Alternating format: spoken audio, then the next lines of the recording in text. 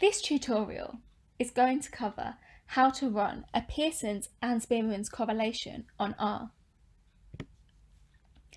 As a recap, correlations look at the relationship between two variables, but they do not make a distinction between the dependent and independent variables.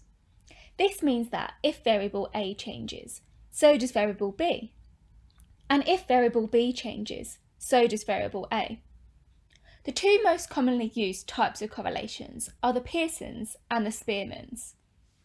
Pearson's correlations test the relationship between two variables which both have normal distribution. And Spearman's correlations test the relationship between two variables which both do not have normal distribution. We are going to be carrying out our correlations on R. So to introduce you to the R interface, you can see it has different boxes. The first is where you can write and save your scripts. The second is where you can write and run your code, but it does not save them.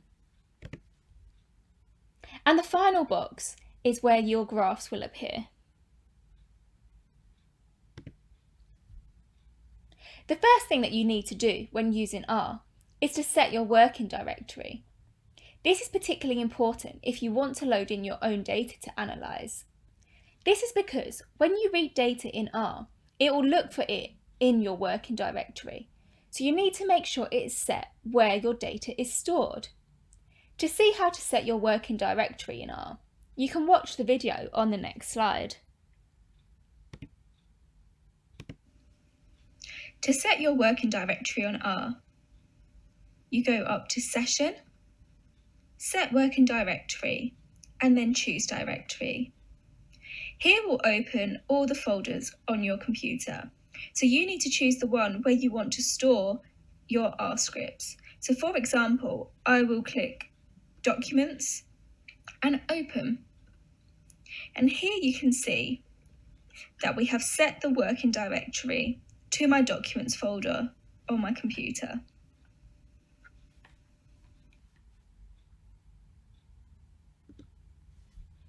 It is also good practice to install and load any packages you may need at the beginning of your script. For this tutorial, we will be using the ggpub-r package, which is useful for data visualization.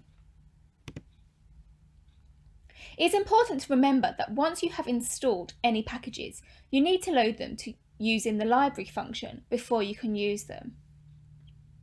Remember that you only need to install a package once and your R environment will remember it, but each time you want to use it, you do have to load it using this library function. Next, you want to read in your data. For this tutorial, we are going to use the mtcars dataset, which is already pre-installed on R, so we do not have any data to read in. But to read in your own data, you can use the following piece of code. My data is what you want to call your data set. The arrow assigns the code that is on the right to your variable name on the left. In this case, it will be your data file. Then this tells R to read in your data file and what type of file it is. And finally, this is what your data file is called in your working directory. This is where setting your working directory is really important. R will only be able to read in files from where your working directory is set. It is also important to note that downloading some types of data files in R may require you to download other packages. Next, we are going to turn off scientific notation. You do not have to do this, but I find it makes results easier to read and interpret. You can turn it off by using the following code. Options, open brackets, scipen equals 999, close brackets. Now, let's have a look at the mtcars dataset that we're going to use. You can view it by using the view function on R. Remember that the view function has a capital V. This is what the mtcars dataset looks like. Each row is a different type of car, and each column is a different car element. The variables that we are going to use in this tutorial are WT, which is weight of the car, MPG, which is miles per gallon, Sil, which is number of cylinders, and finally Carb, which is number of carburetors. So now it's time to run a correlation. Firstly, we are going to run a Pearson's correlation using the WT and MPG variables. A Pearson's correlation is a parametric test, so we need to check that these variables are normally distributed. We can do this by doing a Shapiro-Wilk test. Remember that tests of normality assume that the data is normally distributed, so a significant result means that data is not normally distributed. To run the Shapiro-Wilk test, you need to type Shapiro.test and in open brackets your variable. As we can see, both of our p-values are not significant, so this means that our data is normally distributed and the correlation is fine to run.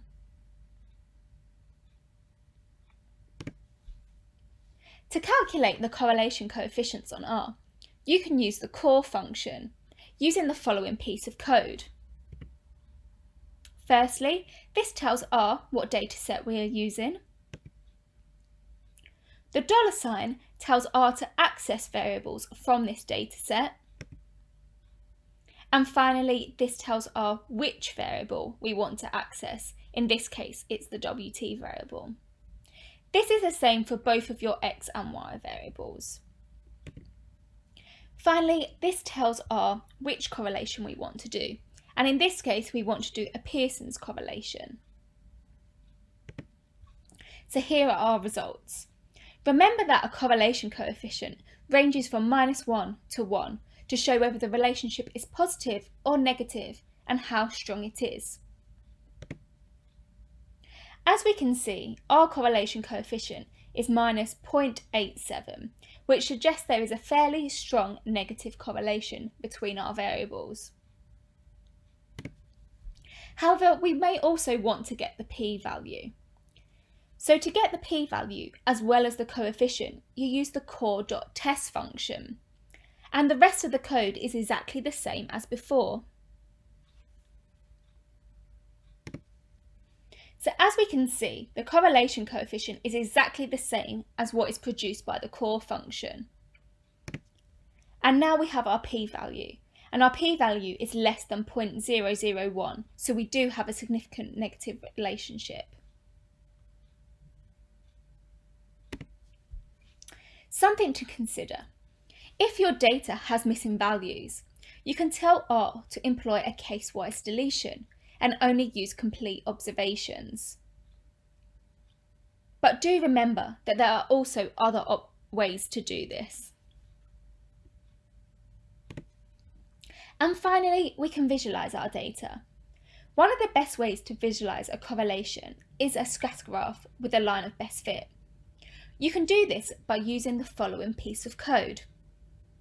Remember that you will need the ggpubr package installed and loaded to use this piece of code, otherwise you'll get an error.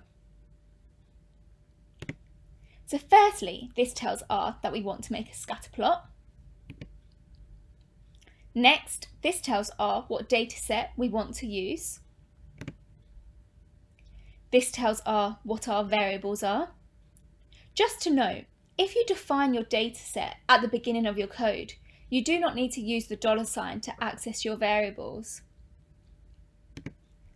And finally, this tells R to add a line of best fit. You can also add the p-value and the correlation coefficient to your graph by adding these extra lines of code.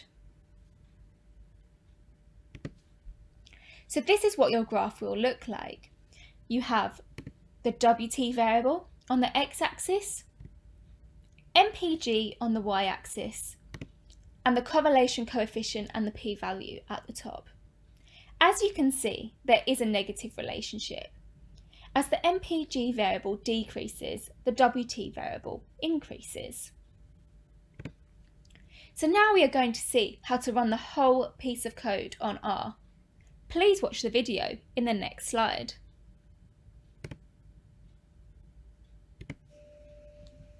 To run a Pearson's correlation on R, firstly we want to install and load any packages that we may need.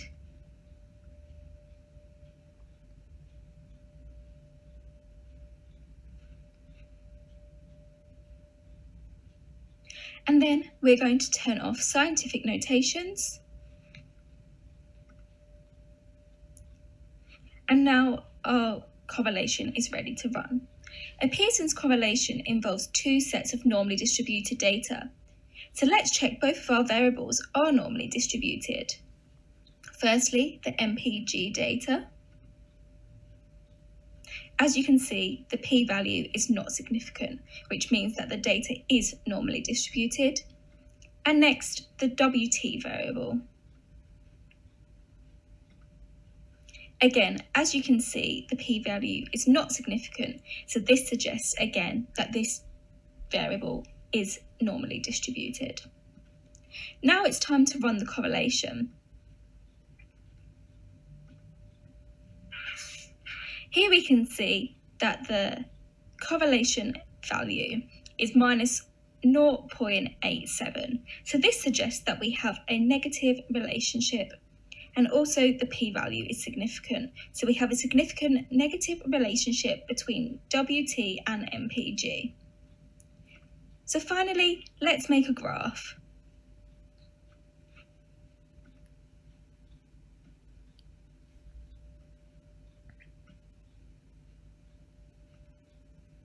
Here is our graph. As you can see, you've got the WT variable along the bottom, the MPG value on the y-axis, and a line of best fit. Here you can see that there is a negative relationship between the two. We also have added our R value, minus 0.87, and the P value to the graph. If you want more explanation about each line of code, go back through the slides.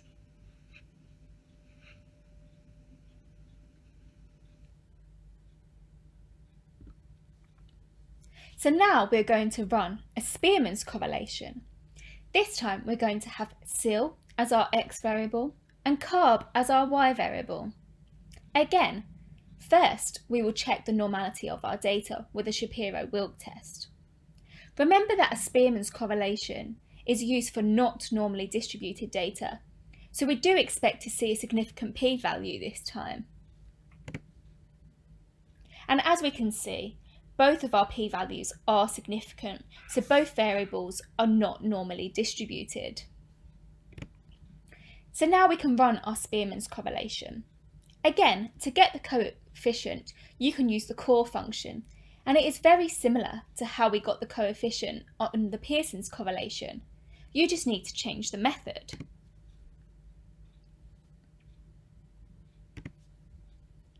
As we can see, our correlation coefficient this time is 0.58, which suggests there is a positive relationship between our variables. But again, we may also want to get the p-value. You can do this by using the core test function and changing the method from Pearson's to Spearman's. However, you also need to remember that a Spearman's correlation is a non-parametric test, and therefore it is not always possible to get exact confidence intervals. This means that you need to tell R that approximate values are okay, otherwise you may get an error when you try to run this code. You can do this by adding the following line, exact equals F for false to your code. So here are our results. As we can see, there is a significant relationship between our two variables.